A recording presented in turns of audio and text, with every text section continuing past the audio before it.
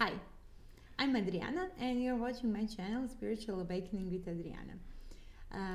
Today, I will be again talking about one fairy tale, in fact, one story that is something that you have most probably seen in the movies. And I think that it has some very interesting information for somebody going through the spiritual awakening. The Wizard of Oz. First, there was the story, The Wonderful Wizard of Oz, that was written by L. Frank Baum. There was also a movie made in Hollywood in 1939, and for most of the people, that was the only encounter with the story. The movie was, in fact, for me much better than the book. I must say that is usually not the case, but there was something about this movie that was exceptional in many ways. For instance, with The Gone with the Wind, I loved the book and not so much the movie. It was quite the opposite. However, back to Wizzard of Oz. Since you most probably know the story, I will try to keep that part short. The story begins with Dorothy in Kansas. She's a little girl, and she lives with her aunt, uncle, and her dog Toto on a farm.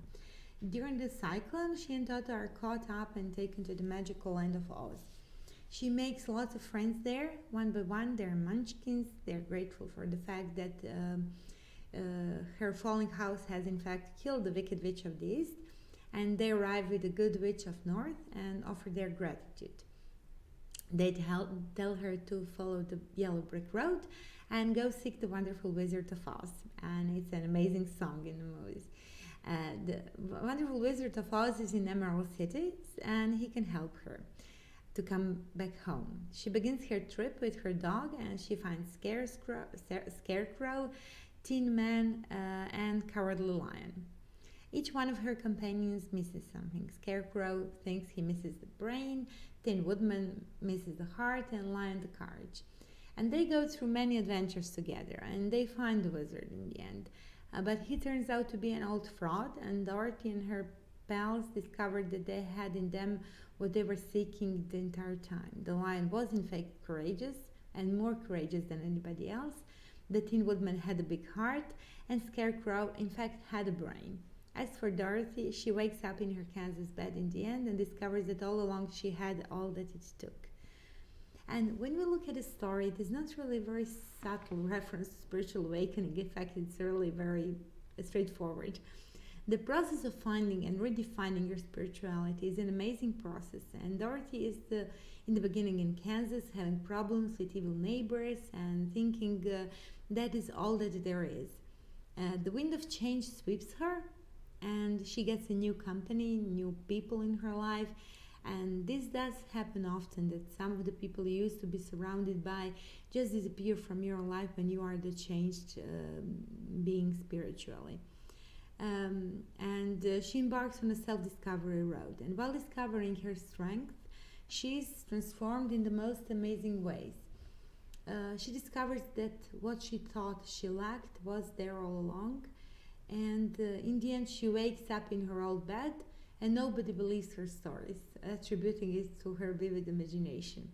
And that is how it often is. When you get to the truth, some people will not believe you, and that is okay. Nobody can force somebody to get spiritually awakened. You can only work on yourself, and you can only try to help people around, the people that you love. But you should not care about what other people think also, and you should hold on to your deep truth by yourself. The one thing that gave me the most to think about was the similarity of the Wizard of Oz and the organized religion, in fact. There she is. She's a little girl lost in the unknown country with her little dog, who is in most parts her intuition and inner truth that we all carry. And the Wizard of Oz, that she was so desperate to meet, and she thought that he could help her because he was the logical person to seek, the logical thing to seek. He turns out to be just an old fraudster. He's pretending to be something that is not. And he did not have any answers for her in the end. However, even though he wasn't fraudster, just by searching for him, she was able to get to the truth by herself. So even though Wizard of Oz can be interpreted as organized religion, where unfortunately organized religions are often pretending to be spiritual, but they have too much material interests to really understand the essence of spirituality. But it also goes to show that organized religion can be used as one path to spirituality, but that in the end you have to get to the point where you understand that spirituality is in fact within you, and that following just path in any way can be very dangerous. And also, to emphasize once more, as I'm talking about in the video about what to avoid during spiritual awakening, avoid any prophets, avoid anybody who will tell you, and avoid to be like, I'm completely certain this person is always right and I will follow him or her till the end of the world. No, please do not do that. Just listen, gather as much information as you can, read as much as you can, watch as many videos as you can. Try to gather as much information from as many sources as you can, and you will be better off than just following one path. And to conclude,